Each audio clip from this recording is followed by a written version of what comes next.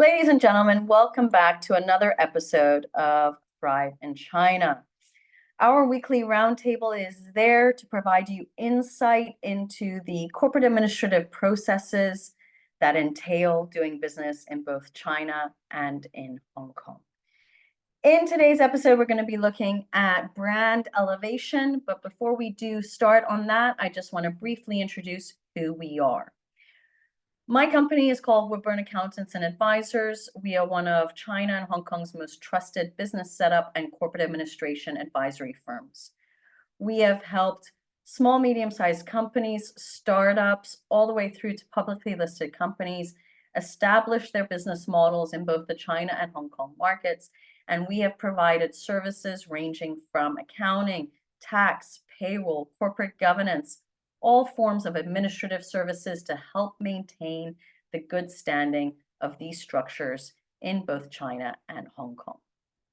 A little bit about myself. My name is Christina Kohler-Colucci. I'm the head of business advisory at Woodburn Accountants and Advisors. I personally have over 20 years of experience in the corporate services and compliance realm, specifically to China, but I can also advise on Hong Kong. I've worked with over 750 companies over the last 20 years in a variety of industries and sectors, helping them on market strategy, market entry, formulating business models, all the way through to implementing those business models, helping on the corporate administrative side so that these companies can focus on growth and scale. If you're interested in connecting with me on WeChat, there is my QR code. Don't hesitate to press pause if you're watching this on replay, or if you're watching this live, take the opportunity now to scan that QR code and connect with me on WeChat. Today's topic is about elevating your brand and about prioritizing brand expansion with trademark registrations in both China and Hong Kong.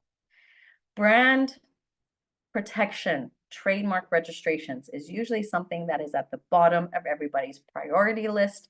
Today, we're going to be going through 4 different topics in relation to elevating your brand in China, highlighting the importance of doing it, looking at China, looking at Hong Kong, looking at the complexities of it, what happens if you don't do it, and finishing off today with enforcement, compliance, and an action plan. So the first topic we're going to look at overall is intellectual property protection strategies. Now, every brand has a value. What I want you to think about is how much is your brand worth to you in the Chinese and Hong Kong market? Because if you don't protect it and somebody else takes it, what does that mean for you in terms of pivoting your expansion into China and Hong Kong? Now, let's start off with the basics. What is a trademark? If you've never registered a trademark anywhere in the world, a trademark is a visual sign. It can be any word, design, letter of an alphabet, numeral, 3-dimensional symbol. It can be a combination of colors. It can be 3-dimensional symbols. It is a logo. Ultimately, it is a brand asset reflecting what your brand is. I'm going to use Woodburn as the example for today. We have both a logo, which is a design symbol, and we have a word mark, which is Woodburn Accountants and Advisors. When we register our trademarks in a variety of different jurisdictions, we register these 3 components: the logo with the word, just the logo and just the words, because we utilize these 3 different brand assets in a multiple of different ways. And hence, in order to completely protect ourselves, we've registered all 3 to be fully protected in the jurisdictions that we operate in. And that includes Hong Kong, China. Now, who should be registering their trademarks in China and Hong Kong? Now, everyone that is doing business in China and Hong Kong should be registering their trademarks in China and Hong Kong. Doing business in China can be everything from joining today's roundtable to doing business trips to China and Hong Kong. If you're doing marketing and branding initiatives already in the region, you should be thinking about registering your marks. If you're trading, i.e. buying products that have your brand assets on them, or selling products that have your brand assets on them, if you're manufacturing, not only by yourself, but through third parties, if third parties are manufacturing your products with your brand assets on them, if you're offering services locally in the Chinese market or Hong Kong market that are highlighting your brand assets, you need to make sure they're registered. Now, this has nothing to do whether you have a company in China, whether you have a company in Hong Kong. It has to do with the fact that you are working with third parties or you're communicating with individuals that are based in those jurisdictions. You should really be focusing on registering your trademarks. How to protect your brand assets. The process is not complicated, which is again why it's mind-boggling that people aren't prioritizing it. But I completely understand why you are not prioritizing it. I did not myself. In fact, when we entered the Chinese market, this was not a priority at all. It didn't even get onto our checklist. And lo and behold, we had a IP squatter who registered our brand name and sent us a cease and desist letter, meaning that we had a couple of things that we had to do. And ultimately, we made the corporate decision of rebranding, which was a painful exercise. So I'm fully aware of how easy the process is, and yet how it cannot be a priority for many. So please, I'm highlighting today's topic because there are still companies out there who don't take this seriously. It is something that you should do as soon as possible. Now, what brand assets do you wish to register in Hong Kong and China? This is something that's really important to analyze.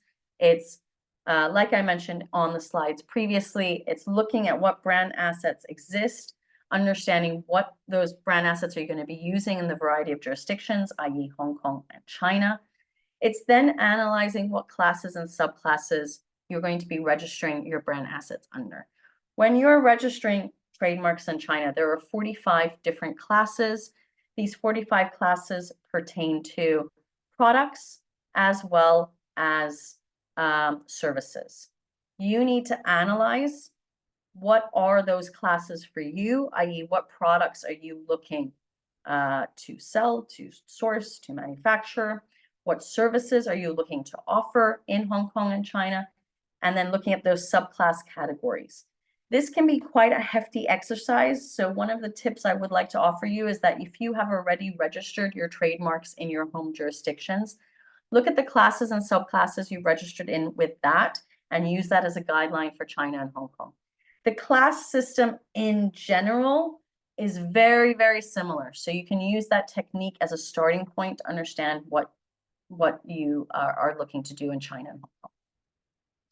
The third thing I would recommend you to do is search whether those brand assets are available for registration in the specific classes and subclasses that you want to register in. Do not make the assumption that because you're not in China, nobody has registered your marks at all. In addition to that, when you're doing this search, you're also analyzing whether there are any similar brand assets to yours, okay? Because this can affect your application status, and I'll touch on that a little bit later. If step 3 is successful, you also have to decide who's going to be owners of those trademark registrations or brand asset registrations in China and Hong Kong. Usually you will have your holding company act as the owner. Your operating entity might be the owner. If you're a larger organization, you might actually have a specific entity that holds all IP. So you need to make that analysis. We don't recommend having your Hong Kong entities or your China entities hold these trademarks for the main reason that it becomes difficult then to structure trade profit repatriation strategies. But of course, if you're trying to apply for high-tech tax preferential treatments, you will need that IP to be under your Chinese entity in order to be able to benefit from those tax treaties. Once you have 1, 2, 3, 4 completed, the next step is to submit your application to the trademark office in China and in Hong Kong. And then you will have to wait for a certain period of time in regards to the application. All right. Now, our recommendation, let me just check that I'm on the right slide. Our recommendation is to conduct a search prior to filing. You are not required by any government office in China or Hong Kong to do a search, okay? The issue is that the application process is quite lengthy, that you don't want to get stuck somewhere 5-6 months later and realize that somebody else has registered a similar mark, or that somebody has actually taken your marks and registered it themselves. You want to know this information up front so that you can take immediate action against those people if necessary, okay? What you also need to understand is that if somebody has registered your marks, then you have to wait 3 years from the date of that application, or that date of the approval of that application, to then apply for a cancellation, meaning that probably they've squatted your IP. They're waiting for you to reach out to them. If you don't reach out to them for 3 years, you can actually go and apply for a cancellation because they've never used it and it's been inactive. Okay. Now, a complete search is going to give you insight into understanding whether identical marks have been registered and whether similar marks have been registered, and what are your chances of success for registration. I'll give you an example. If I go back to what our brand assets are, if you look at the WB logo, funnily enough, under the class of services, which highlights business support and accounting, the Warner Brothers studio has registered in that class. Warner Brothers, which is the movie studio, has a very similar trademark to us, and as a consequence, our application got rejected. Now, if these sorts of things happen where you are in completely different industries and sectors, but they've still registered in the same class, I will highlight to you later on today what that means for you. But it's just to say it's good to have that knowledge up front when you're already doing the search, so you know what actions you can take. And it might even save you money in terms of not having to pay for trademark registrations. The Hong Kong and Chinese IP bureaus do not give advice. They do not give opinions. They do not give suggestions on the availability of brand assets. So it really comes down to the service provider you're going to be using, or if you do it by yourself, understanding what chances of success you might have, but definitely the trademark offices are not going to offer you an opinion. Now, in China, as well as in Hong Kong, there is this type of first-to-file system. The advantage of the first-to-file system is that if you are taking action immediately, it means that you are the first party to file for the registration of your brand assets, and you will be granted the rights of that registration. In both Hong Kong and China, a trademark is valid for up to 10 years. Usually we recommend to start thinking about the renewal process about 6 months prior to expiration date. So definitely keep track of the dates once registration has been filed. And the application process does take between 12 to 18 months in China to complete. In Hong Kong, it can take between 9 to 10 months. Now, there are disadvantages of the first-to-file system. Basically, because of this philosophy of first-to-file, it means that it allows anybody to register your brand assets in China, as well as in Hong Kong. So if you are not the first one to get it, and somebody else does it ahead of you, they will have ownership of those brand assets, okay? This means that if somebody else legally owns your brand assets and your trademarks, you are locked out of China and Hong Kong. You have options available to you, which is you can approach them to buy off your own brand assets. It means that you might have to pivot and rebrand for the Chinese or Hong Kong market. It might mean that you have to take them to court to fight that they've registered in bad faith. Okay, so it is really important to take action as soon as possible. So let's look at navigating trademark regulations in China. So there are two types of enemies in China. You've got the trademark hijackers, which usually are local Chinese businesses that register a trademark in China or in Hong Kong, which is owned in another jurisdiction by an unrelated company. The reason why they're doing that is because of the success that they've seen in other jurisdictions. And basically, when that brand or that unrelated company comes into China, they demand licensing fees or they sue for infringement. All right. Trademark hijackers will generally use those brand assets themselves to sell inferior products or offer inferior services. Okay. So they're not just maintaining those marks, they're actually utilizing those marks, utilizing the image that was created in other jurisdictions, and then using that to promote then in China and Hong Kong. Trademark squatters are individuals or, again, business owners in China and Hong Kong who foresee the future value of a brand asset, register it before it even probably comes into the mind of these brands to enter China or Hong Kong, and they sit on it or they squat on it until these brands realize that they should be coming in. Trademark squatters generally do not use these brand assets themselves. They are basically holding on to them until these brands come in, and they will, again, either sue them for infringement or ask for licensing fees, or sell these brand assets for a huge amount of money and to make a profit off of it.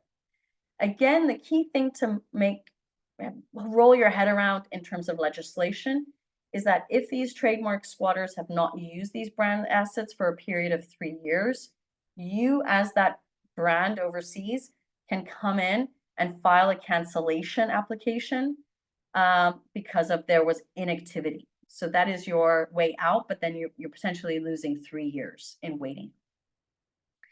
Now, the trademark offices in China, and Hong Kong has always been quite mature, so I'm really reflecting more on the Chinese market, is that they have continuously improved their services and are fully aware of the bad reputation that exists in China of these trademark squatters and hijackers that are taking advantage of these overseas brands. There are now specific courts in place in China for this effort to file for these bad faith filings. And we are seeing that these overseas brands are winning these court cases. China in itself is also trying to prevent squatters and hijackers to register these brands in bad faith. There are promotions going around on it. But if these squatters and hijackers are actually caught, there are severe penalties, including they can be seen as criminal activity, where you can then sentence them to jail terms. Now, blocking trademark squatters is not an easy task. If there's one action that I would do, which would be the easiest, is do a trademark search as soon as possible, figure out what your chances of success are, and file as soon as possible, okay?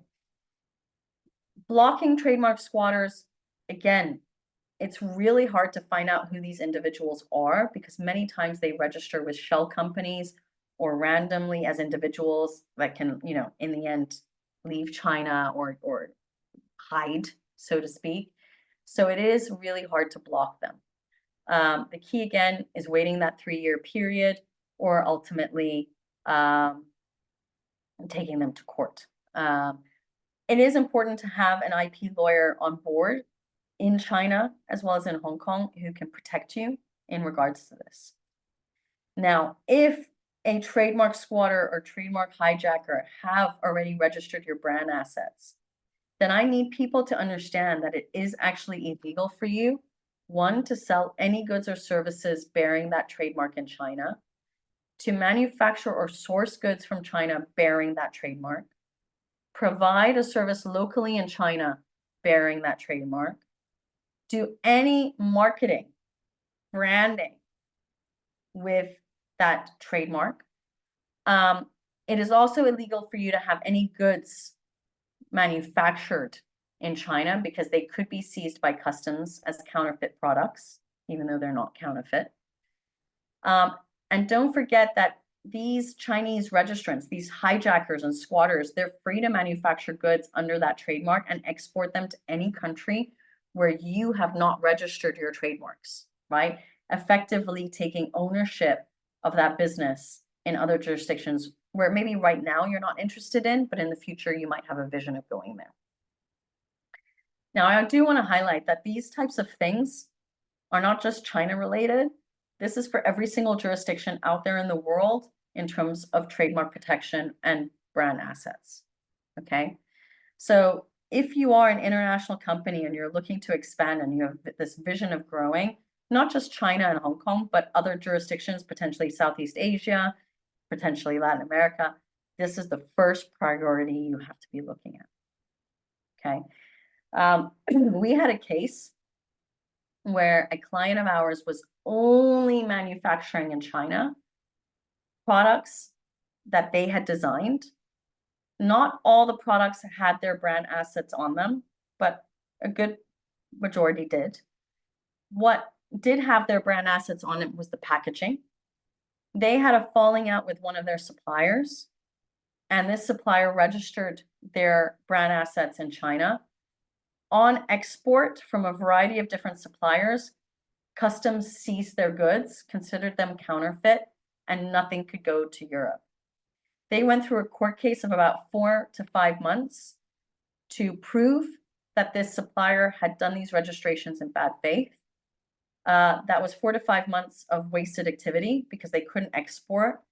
For those products whereby they did not have the brand assets stamped on them, they just made plain packaging, wrapped them up, and redid the packaging then again in Europe, which cost them a fortune to pivot. So there are a lot of these cases where it's really, really important to understand that registering your trademarks is not just about selling. It is about every single type of activity. If you're doing it in that market, you need to register your brand assets. Now, I had mentioned earlier about if somebody already owns or has registered your brand assets in a specific class, I want to use this example. So Kohler Group used to be our former company. This brand actually no longer exists. But back in the day, our accounting firm was called Kohler Group. Kohler was our last name. A lot of accounting firms have people's last names. And this is what we wanted to register as our trademark, Kohler Group. When we were filing that registration in China, we realized that Kohler Toilets had registered it in our service class category. And I say toilets, but it's Kohler Sanitary. They had registered their brand under business support, accounting, I mean, all types of business support services. And we actually got our application rejected and denied. So we were not concerned by that. We knew that Kohler had registered in our class. It also meant that none of our competitors could steal it because there was already a registration there. But we also knew we could continue under our brand name because we were two completely different businesses. One is selling sanitary items. We're an accounting firm. So we continued with our marketing and branding initiatives with no fear in the back of our minds that we would ever receive a cease and desist letter from Kohler Sanitary regarding our services. Now, of course, if Kohler Sanitary would one day decide to pivot their business and become an accounting firm, then we were going to get into issues. I also want to highlight that Kohler Toilets has no E. Kohler Group doesn't have an E, but because of this similarity and pronunciation, that is why we got rejected. Now I want to touch a little bit on the strategic importance of registering your trademarks in Hong Kong, okay? So there are a lot of reasons. And this is really about having a longer term vision. You might be at the moment focused on the Chinese market. Of course, the key priority there is registering your trademarks in China. If, however, your longer vision is to expand throughout the APAC region, then ultimately you have to realize that Hong Kong is that gateway to Asia, and having a foundation of your trademarks registered there, potentially under the Madrid Protocol, would be vital. Okay, so I want to highlight that, particularly about the gateway to Asia and the expansion within the APAC region. If you are doing business in Hong Kong, and this is really key for those of you that are doing cross-border e-commerce and working with Tmall Global or JD Global, is that those entities are actually in Hong Kong. And you may then be required through them as a trigger to register your trademarks in Hong Kong as well as in China, because you're doing business with entities that are in Hong Kong. So don't forget, registering it gives you a legal protection against parties that you may be collaborating with in Hong Kong. If you're also using Hong Kong as a fulfillment center, keeping stock there, you also need to register your trademarks in that location. In addition, if you set up a company there, and actually it's only considered as a type of paper company, which is what most people do, they use Hong Kong as a trading entity to buy and sell goods and services. In fact, there's no inventory in Hong Kong, there's no staff in Hong Kong, but you've got this Hong Kong entity and you've got paperwork that's got your Hong Kong company name on it, which you might even have your logo on those papers. You still need to register your trademarks in Hong Kong to be fully protected. Okay, you are leaving it out in the open for anybody to squat it, hijack it, steal it. All right.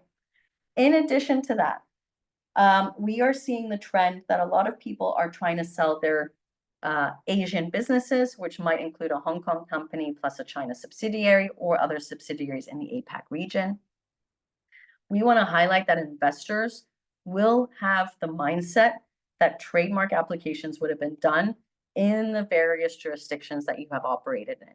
So if you have ever any intentions of adding investors, selling your business, acquiring even other businesses, you want the foundation to be there that your trademarks are registered.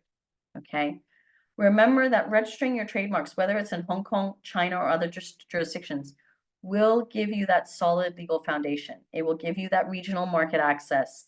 It will enhance your brand protection, and it will support any type of business growth that you envision. All right, the last chapter we're going to be looking at today is in regards to enforcement and compliance measures. Okay, so to start off with, compliance. How do you actually register your trademark? So if you've done your homework and you know what brand assets you're going to be utilizing in the market, if you know the classes and subclasses, if you've done your search and you know the chances of success of registration, the next step is actually going through the registration process itself. The registration process is easy. You need a signed power of attorney to appoint a local agent to submit the files on your behalf. Usually these local agents will have a registration form to fill out all the various details that are required for the physical application at the trademark offices. They'll need to have a soft copy of the trademarks in JPEG format and a copy of proof of whoever is going to own those trademarks. So whether it's a business license copy or a passport copy, if it's an individual that's going to be owning them. Once these 4 documents are collected, then comes the submission of the documents to the relevant trademark bureau. In Hong Kong, the application takes between 9 to 10 months. In China, the application can take anywhere between 12 and 15 months. Okay. Now, once that registration is completed, that's not where things end. If you are a brand coming into the Hong Kong and Chinese market, you should have a post-registration compliance procedure.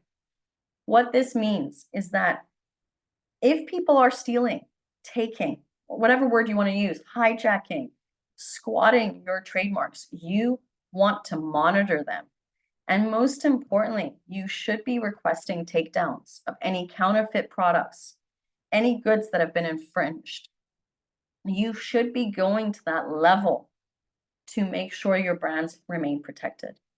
If you are working and doing cross-border e-commerce as your business model, then generally all of these e-commerce platforms have compliance procedures to protect your brand assets.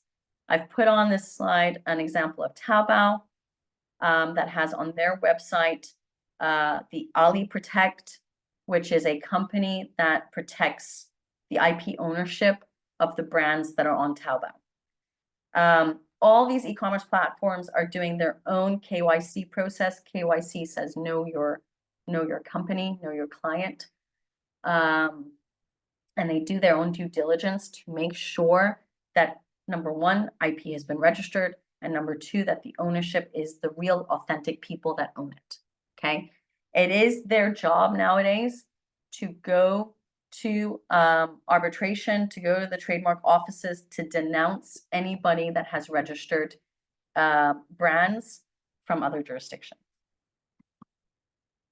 Now, monitoring your brand assets is also your responsibility. It's not the responsibility of the trademark office. It's not the responsibility of necessarily your lawyers, unless you appoint them to do it.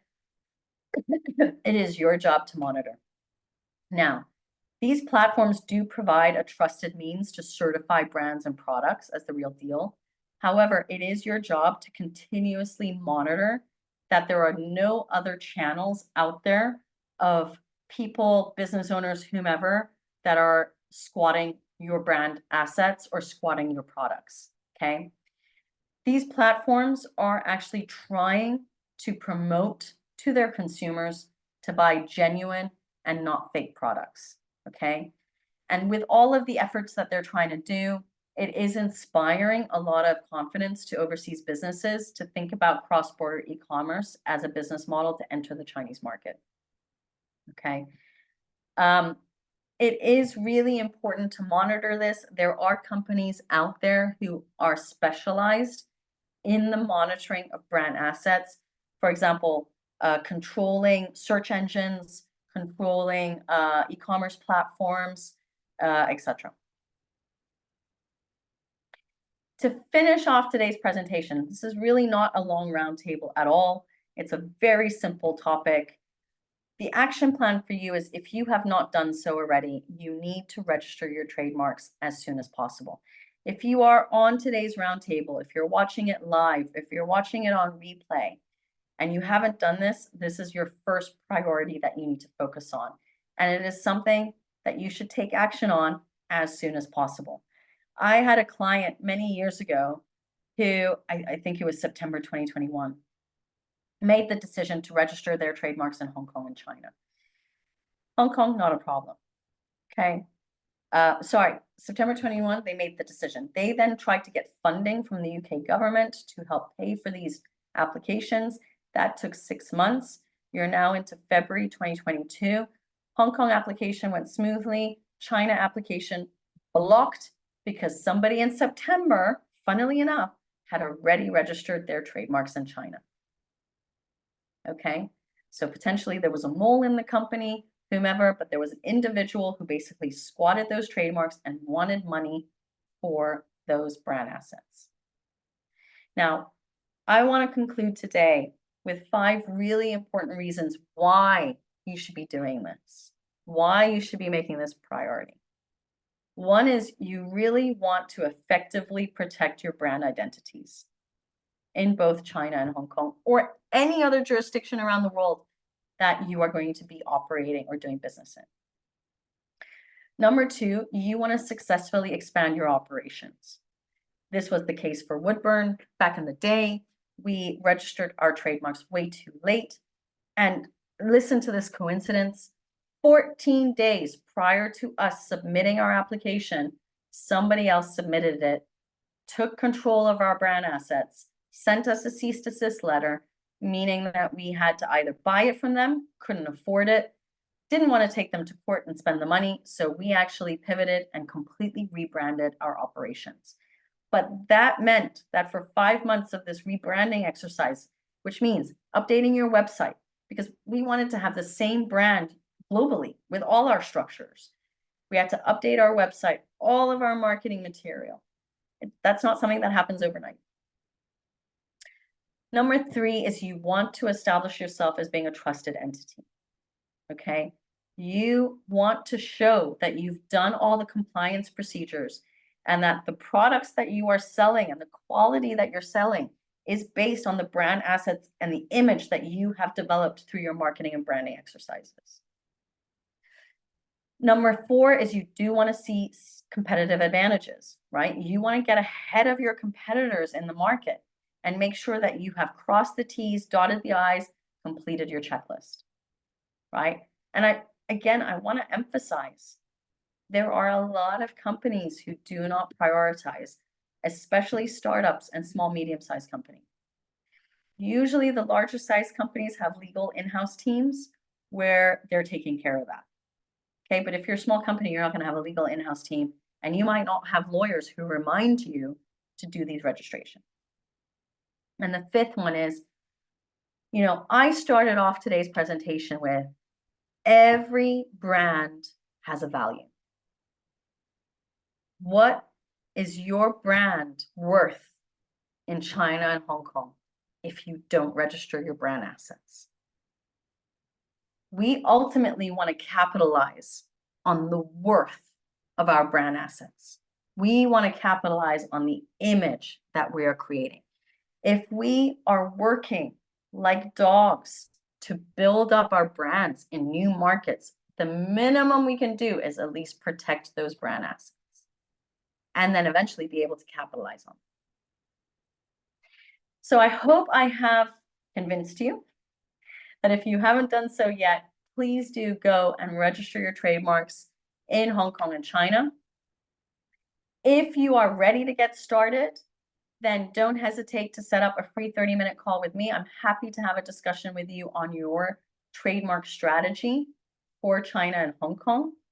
I will send you the link to my diary in a separate email together with a link of this recording, so you can watch this again at a later date, or forward this to any colleagues that you feel should be watching this so that it clicks in their head that they should be doing something. Now, again, if you want to join our WeChat community, we have a community called Thrive in China on WeChat. It is a WeChat's a social networking tool. We've got over 260 business professionals on our community, sharing ideas, giving insights, sharing experiences. It's as active as people are going to be, but if you do have any questions, you'll find people from other fields and industries who can potentially help you. This is the QR code to me. If you type in Thrive in China, I will then send you a personalized invitation to the community. Last but not least, our upcoming topics. Next week, we're going to be talking about empowering your expansion, the EOR advantage. EOR stands for Employment of Record, a very unique business model that can get people started straight away in China. We also offer that service in Hong Kong, so it's actually for both jurisdictions. On the 7th of February, we're going to be talking about incorporation processes and also looking at the new company law. 14th of February, we're taking a break, but on the 21st of February, we're going to be looking at funding that would be needed, or the financial resources that would be needed to establish a presence in China. You can go to our events page, woodburnglobal.com/events, and I'll provide that as well to register for our upcoming topics. So I want to thank everybody for coming. If you do have any questions, insert them into the chat box, and I will get to them straight after we conclude this recording. If there are no questions, then I hope to see you again at our next roundtable events. Thank you very much for joining us. Take care and goodbye.